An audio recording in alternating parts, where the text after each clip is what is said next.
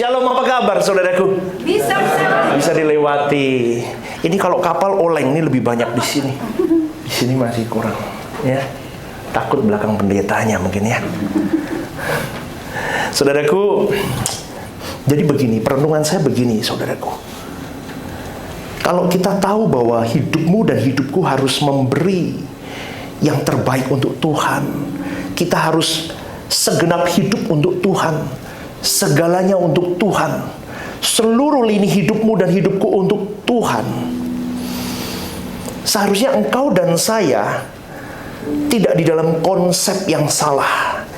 Selama ini saudaraku, konsep hidupmu bertuhan dengan konsep hidupku bertuhan itu keliru. Kenapa saya katakan keliru? Karena kita sedang berjuang memberi sesuatu kepada Tuhan dan pekerjaannya. Kita sedang berusaha memberi. Kalimat memberi ini harus digarisbawahi. Memberi sesuatu kepada pekerjaan Tuhan dan Tuhan itu sendiri. Sehingga ketika kita tidak bisa memenuhi pemberian itu, kita rasanya seperti tersudut, dan kita kadang-kadang di beberapa area pelayanan, kita bisa dikatakan, atau di beberapa ruas gereja yang pernah kita lalui masa lalu, saya pun pernah mengalami itu. Bahkan diri saya sendiri pun merasa bahwa saya sedang mencuri milik Tuhan. Bahkan saya merampok milik Tuhan. Seakan-akan saya sedang menipu Tuhan. Dan itu membuat saya, saudaraku, kekristenan yang saya jalani bertahun-tahun sebelum saya memiliki pemahaman yang benar tentang bagaimana bertuhan dengan tepat, itu membuat saya frustasi dan membuat saya akhirnya terbelenggu, dan saya lakukan semuanya bukan karena saya memang willingness to do it, untuk melakukan itu, tetapi semua yang saya lakukan ini karena saya takut terhukum oleh Tuhan. Anda pernah nggak mengalami itu? Bertahun-tahun saya mengalami takut karena ancaman demi ancaman. Contohnya begini, saudaraku. Berpuluh-puluh tahun hidup saya di dalam kekristenan, saya takut ketika saya tidak memberikan perpuluhan dalam hidup saya. Dulu, saya kalau sama istri, kalau sudah memberikan perpuluhan dalam hidup saya, I'm free. 1 juta uang saya berikan 100.000 untuk gereja. That's it. 900.000, it's mine. Setuju nggak? Ayo, jujur. 1 juta duitmu, lu kasih gereja cepet. 900, konsepmu apa? Milik siapa? Milikku. Dan aku bebas lakukan apapun dari 900 itu. It's mine. Kenapa? Karena saya sudah memberi. Konteksnya saya sudah memberi. Aku udah beri kok 100-nya. Karena Taurat modern itu begitu. Kalau lu gak kasih perpuluhan, belalang pelahap makan lu. Pekerjaan lu kacau loh. Dulu saudaraku, kalau pekerjaan saya ada masalah, saya langsung ngomong sama istri saya, yang perpuluhan belum dibayar, Tuhan marah. Loh, saudaraku, ini kisah hidup saya sesungguhnya demi nama Tuhan. Bertahun-tahun hidup saya begitu. Yang dibayar dulu, nggak ada duit, yang ya dicicil. Tapi nggak pernah nutup nyicilnya itu. Itu saya. Bertahun-tahun. Bahkan di mimbar-mimbar gereja pun saya duduk, saya mendengarkan pendetanya berbicara pun saya ketakutan, saudaraku. Karena di dalam saya duduk sebagai jemaat, saya seakan-akan diintimidasi dan saya ditakut-takuti. Kalau kau tidak memberikan perpuluhan, habis kau. Dasarnya apa? Maleakhi 3. Itu senjata pamungkas, saudaraku. Dulu pun di awal-awal saya pelayanan juga sama, saudaraku. Itu senjata pamungkas saya. Maleakhi 3 ayat 8. 1-8 itu aja saya hajar di situ. Bahkan saya ironis, saudaraku. Hari ini kalau saya melihat orang-orang begitu ya, saya kadang Kenapa kau lakukan itu? Kau tidak boleh rampok jemaatmu. Kau tidak boleh rampas keseluruhan milik jemaatmu. Yang harus kau rampas itu hatinya. Kasih ke Tuhan dulu. Bukan kau rampas uangnya. Bukan kau rampas hartanya dengan kau takut-takuti begitu. Itu kesadaran saya, saudaraku. Saya mulai berpikir, gak bisa begini. Bahkan kalau jemaat gajinya mungkin 2 juta, pengeluaran aja harusnya 2 juta lebih. Kalau dulu yang saya tahu, hamba-hamba Tuhan yang dulu berada di dekat saya, dia selalu ngomong, kasih dulu, nanti Tuhan akan bekerja dengan mujizatnya. Loh, itu betul juga, saya nggak ngomong salah ini. Tetapi alangkah baiknya kita mengajarkan kepada jemaat itu konsep tanggung jawab di dalam finansialmu. Apakah engkau dengan menghidupi keluargamu, apakah engkau dengan menghidupi orang tuamu dan anak-anakmu, dengan istrimu, dengan baik, dengan bijaksana, apakah itu salah? Itu alangkah baiknya, saudaraku, ketimbang saya mengajarkan kepada jemaat dengan sesuatu yang mistis. Bukan saya tidak percaya dengan adanya mujizat, pasti Tuhan pelihara, betul. Tetapi alangkah baiknya saya mengajarkan kepada kalian semua, don't do that. Jangan lakukan itu. Lupa terus gereja gimana? Butuh duit, butuh banget. Tapi nanti, tunggu. Bertahap, saya akan ajarkan itu. Sampai di sini paham, saudaraku? Paham. Pertanyaannya begini. Ini saya sebetulnya tidak membahas perpuluhan, tapi saya sangkutkan sedikit tentang perpuluhan. Kalau engkau dilabelin mencuri, terus apa lagi ya? Menipu. Kalau engkau tidak mengembalikan perpuluhan, engkau tidak layak untuk diberkati. Apakah Tuhan mengajarkan itu, saudaraku? Tuhan itu nggak mau loh kita memberi dengan hati yang terpaksa. Tuhan tidak mau kita memberi dengan hati yang punya agenda di belakang pemberianmu. Tuhan tidak mau engkau memberi dengan embel-embel di belakangnya. Tetapi Tuhan sedang mengajarkan engkau dan saya untuk memberi di dalam sukacitamu, untuk memberi, mengembalikan semuanya itu milik Tuhan dengan rela. Saya koreksi kalimat memberi, mengembalikan dengan sukarela. Kalau engkau tahu bahwa hidupmu adalah dari Tuhan, milik Tuhan, seharusnya engkau bisa mengembalikan itu dengan rela, dengan sukacita. Tetapi hari ini ada Taurat-Taurat modern yang ditanamkan oleh gereja. Tanpa disadari itu menjadi belenggu kekristenan. Dan akhirnya engkau dan saya seakan-akan mau tidak mau, rela tidak rela, sukacita atau tidak sukacita, I did, daripada saya kena hukuman. Betul nggak betul? Saya ingin mengajar kepada kalian itu, kalian hidup di dalam pertimbangan, perhitungan logis, dan cara berpikirmu itu realistis, saudaraku. Saya ulang sekali lagi, saya bukan pendeta yang tidak percaya mujizat. Saya bisa berdiri di hari ini pun, Anda sudah tahu ceritanya, itu karena mujizat Tuhan.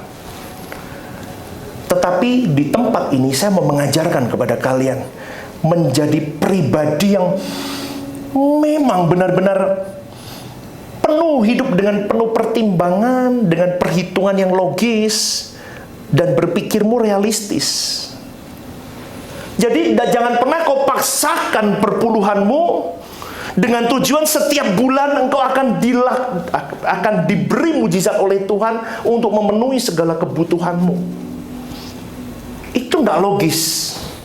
Itu tidak realistis. Tetapi lebih bertanggung jawab kalau engkau dan saya belajar mengelola uang itu dengan bijaksana. Karena ketika engkau mengurus keluargamu, engkau sedang menyenangkan perasaan Tuhan. Ketika engkau mengurus keluargamu dengan baik, engkau sedang melaksanakan mandat Tuhan. Itu pun juga pelayanan. Karena anak-anakmu pun adalah milik pusaka Tuhan. Kalau engkau taruh sembarangan dia akan membenci gereja. Dia akan berkata apa? Aku aja makan nggak ada, buat uang sekolah aja nggak ada. Tetapi papa mamaku berikan semua untuk gereja. Dia tumbuh dengan kebencian dengan gereja, saudaraku. Maka dari itu saya sebagai pendeta, saya berjuang untuk mengimbangi keluarga saya. Saya all out, yes saya all out buat Tuhan. Apapun saya habisi, saudaraku, untuk pekerjaan Tuhan. Tetapi saya masih menggunakan realistis dan logis. Ngerti nggak, saudaraku? Nggak membabi buta saya. Karena saya harus bertanggung jawab dengan istri saya, dengan anak-anak saya. Kalau ada keluarga yang memaksakan itu, pokoknya, pendetanya ngomong begitu kok, pokoknya, cemplungin aja. Aduh, saudaraku, yang penting nanti Tuhan buat mujizat. Tak kasih tahu, saudaraku, engkau sedang memancing Tuhan. Kau lempar 100.000, Tuhan, katamu kembalikan 30, 60, 100 kali lipat. Cepet jing dulu Tuhan. Dapat berapa? Lumayan. Lempar lagi 1 juta. Mentalnya itu loh. Makanya saya kadang gelisah, saudaraku. Kekristenan bukan diajarkan dengan keutuhan yang benar, tetapi karena kepentingan gereja itu, dia merusak banyak fondasi keluarga dan fondasi kekristenan. Karena maruknya gereja dan pemimpin umat. Saya berharap kalian semua sadar pada sore hari ini. Saya yang penting kalian masuk ke langit baru, bumi baru bareng saya. Karena bertahun-tahun kita sudah salah.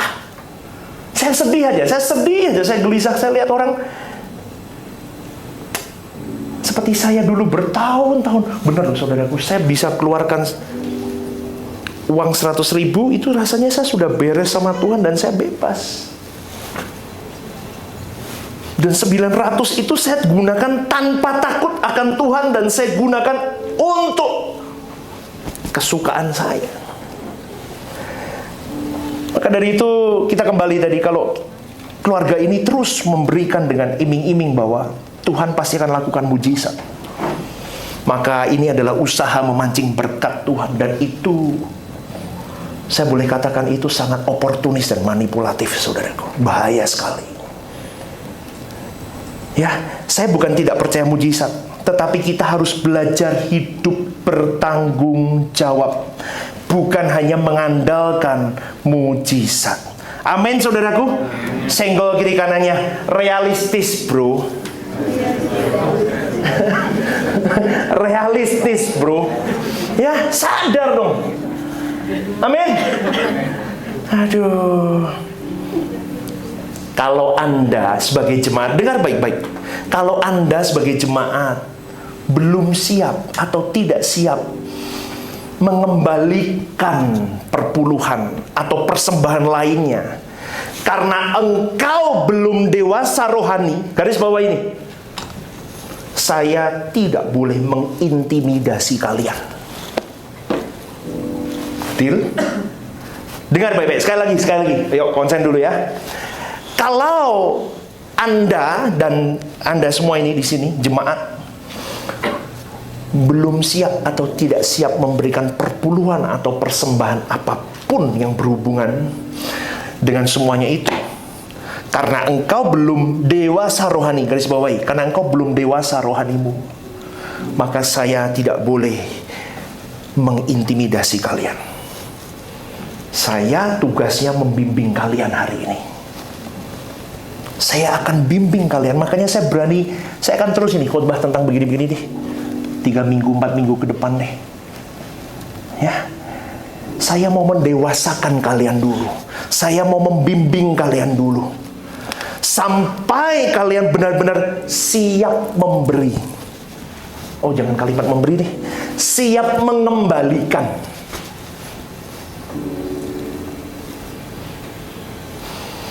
Karena semua milik Tuhan, setuju kan? Sekarang kan sikap hati ini ceritanya.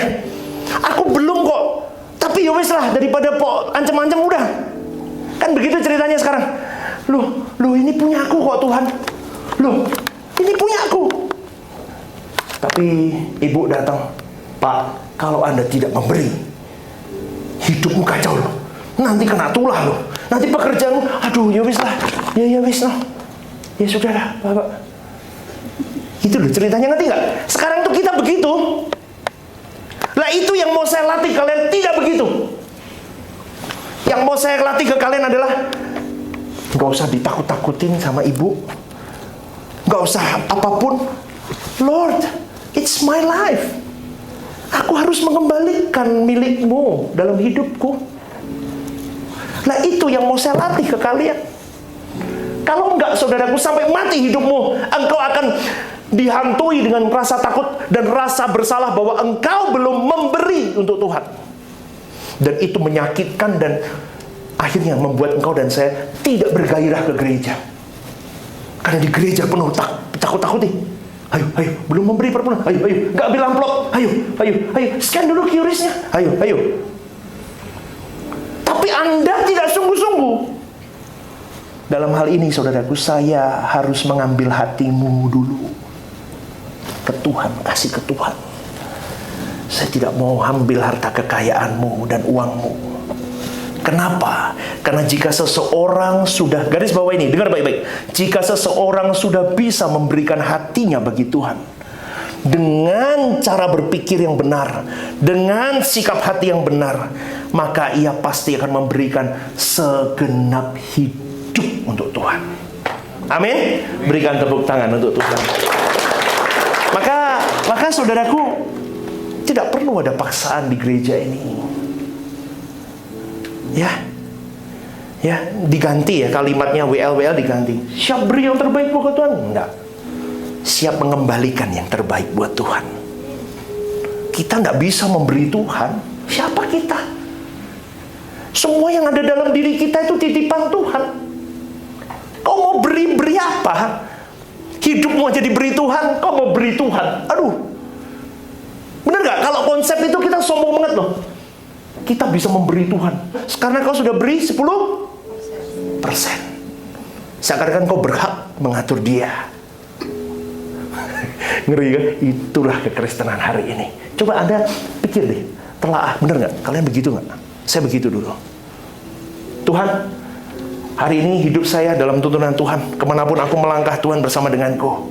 Amin, betul, itu gak salah. Tapi sikap hatinya kenapa? Eleng loh Tuhan, aku udah bantu buat gerejamu.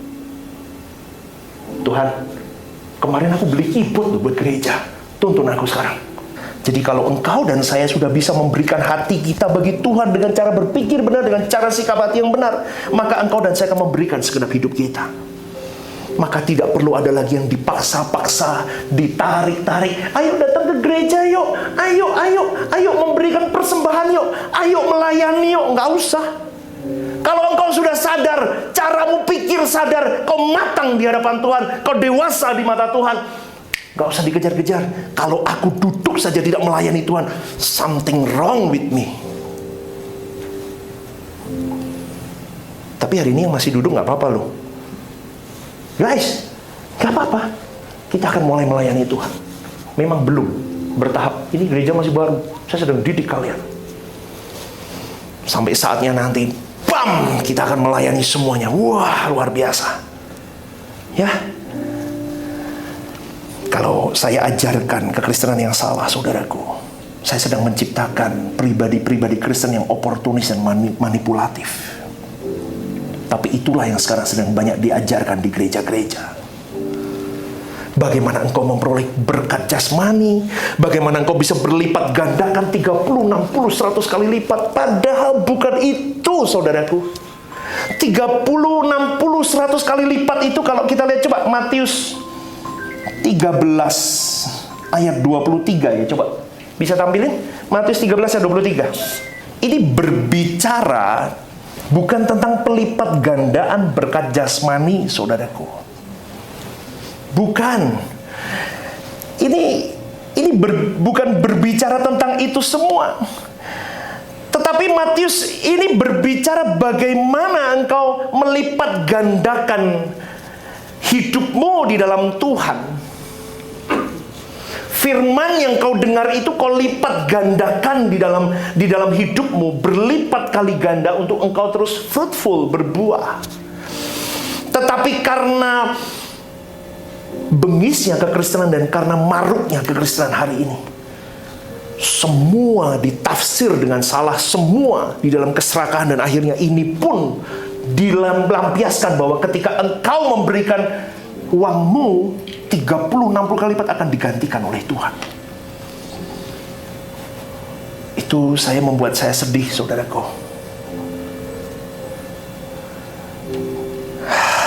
Kalau engkau memberi, memang pasti kau akan diberkati Tuhan.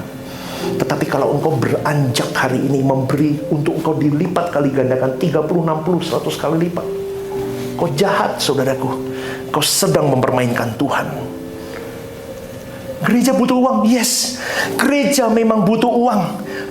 Gereja butuh banyak uang. Garis bawahi kalimat ini, banyak uang, saudaraku, untuk jalannya pelayanan ini.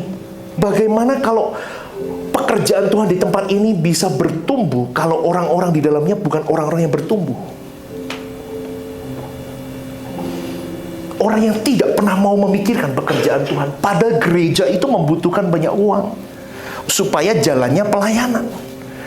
Maka jemaat mau tidak mau harus mendukung dengan segenap hati, tetapi dengan maksud yang baik. Tapi maksudmu baik, caranya salah, maka rusak juga, saudaraku. Jadi Paulus menuliskan di beberapa tulisannya, dia berkata begini, orang yang menabur sedikit akan menuai sedikit, orang yang menabur banyak akan menuai banyak. Hendaklah masing-masing memberikan menurut kerelaan hati, jangan dengan sedih hati atau karena paksaan, sebab Allah mengasihi orang yang memberi dengan sukacita. Ini pun dihajar sebagai ayat untuk masuk di dalam perpuluhan. Bukan itu, saudaraku. Yang ditulis di Paulus ini bukan tentang perpuluhannya, tetapi bagaimana Paulus berkata kepada jemaat pada waktu di Korintus, engkau harus memberi di dalam kerelaan. Seperti yang tadi saya awal katakan, engkau harus memberi atau mengembalikan kepada Tuhan itu dengan kerelaan, bukan dengan paksaan. Karena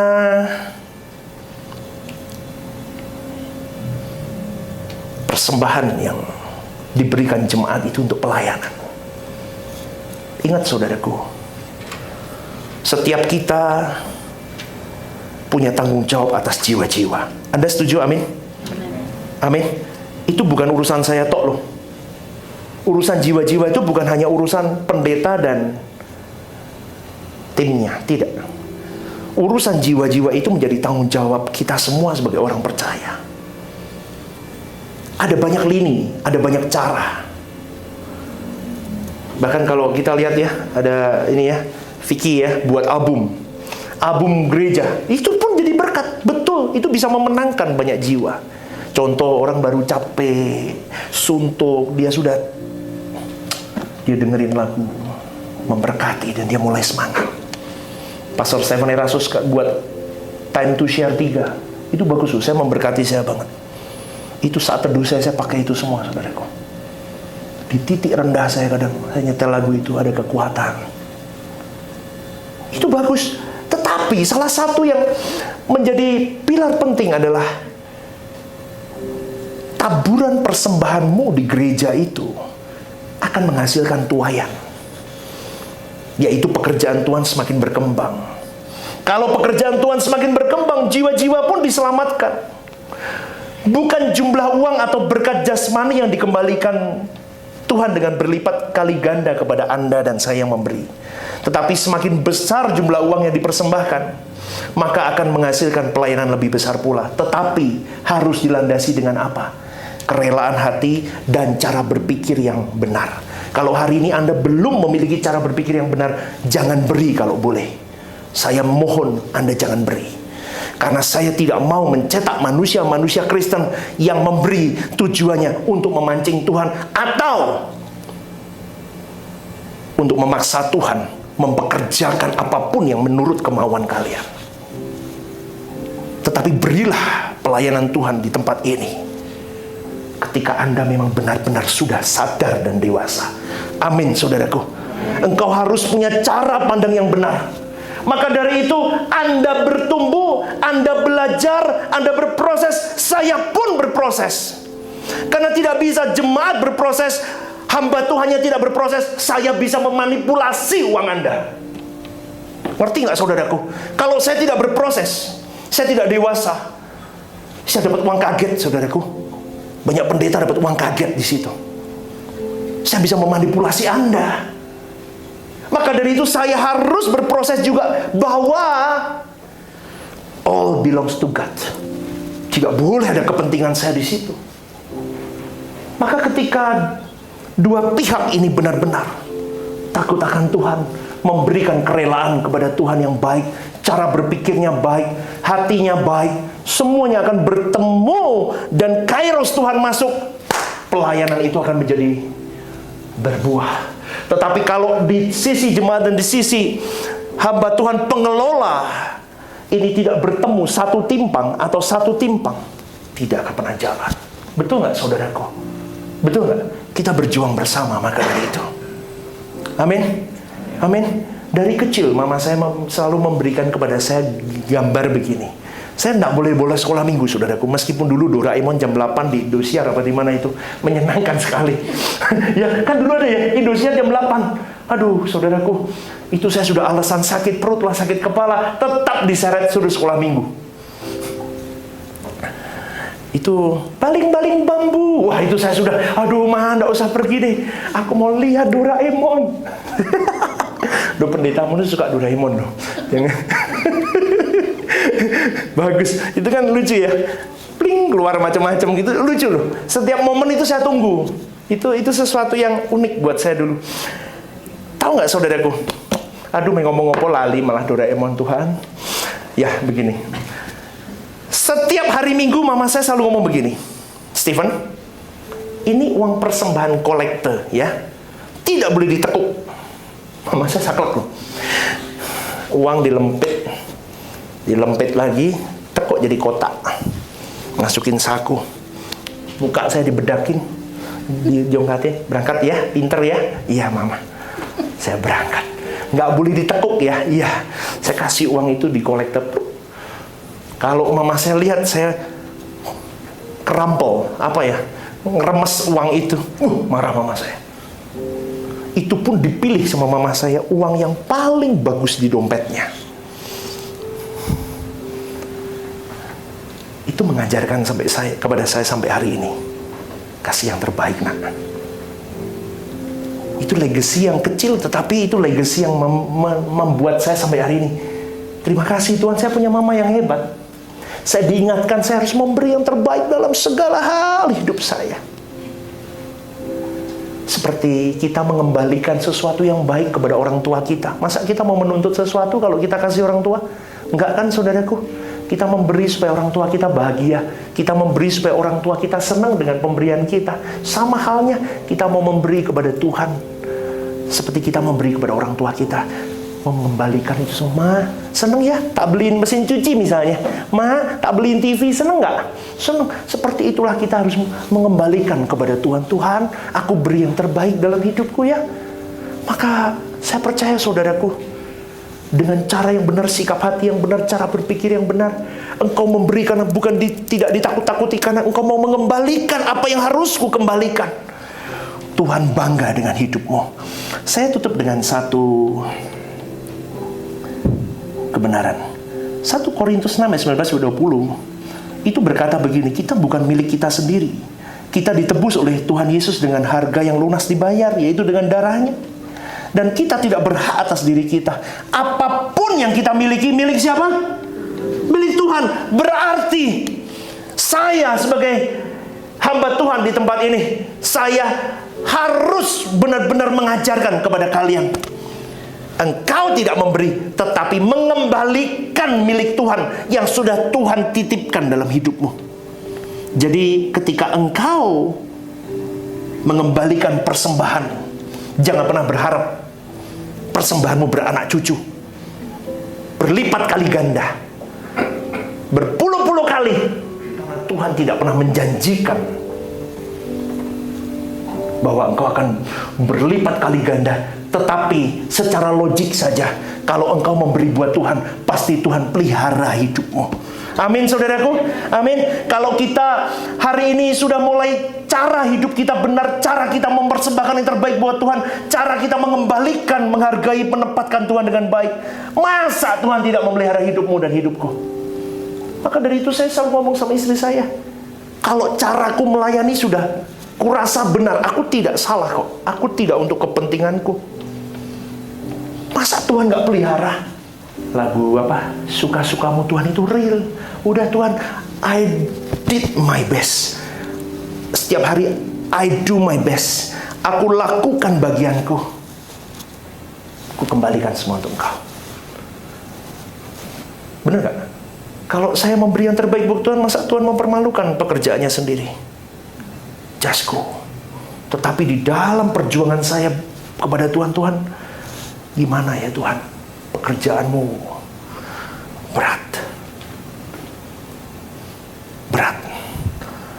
Di situ Tuhan mengingatkan kepada saya, didik jemaatku untuk punya sikap hati yang benar, yang baik, bertumbuh sehingga mereka benar-benar jadi orang-orang Kristen yang mungkin masa lalunya seperti kamu, nak, penuh dengan ditakut-takuti. Akhirnya dia memberi karena ketakutan. Kalian pernah takut nggak kalau nggak ke gereja hari Minggu? Saya pernah, saudaraku. Saya bertahun-tahun, bahkan sudah menikah pun mama saya masih ngecek loh. Steven, kamu ke gereja nggak? Lu kok udah ke gereja? Lu mama, aku tuh sudah menikah, mah. Aku tuh mau pergi. Lah kenapa lu mau gereja sih? Ke gereja dulu dong. Loh, saya ada perlu, ya ke gereja dulu. Masa nggak mengutamakan Tuhan? Akhirnya, yang di-drive dalam hidup saya takut nanti inilah, takut itulah. Ayo dong, aduh Tuhan. Maka hari ini anak saya tidak pernah saya didik dengan ketakutan, saudaraku. Tanya anak saya. Anak pendeta lain hafal ayat tuh. Ayat Matius, apa? BDI semua bisa. Dia nggak. Lu kalau mau cinta Tuhan, lu mendekat sama Tuhan sendiri. Bapakmu kasih gambar, bapakmu kasih contoh. Akhirnya dia mau sendiri. Lah itu loh, saya kepingin kalian dewasa di situ, saudaraku. Saya tidak mau paksa-paksa, takut-takuti, tapi Anda punya kerelaan yang dalam. Jika seseorang sudah bisa memberikan hatinya bagi Tuhan, berarti ia bisa memberikan segenap hidupnya. Maka tidak perlu ada paksaan kepada dirimu dan diriku untuk memberikan persembahan yang mulia untuk Tuhan. Berikan tepuk tangan. Haleluya. Silakan bagi diri, saudara.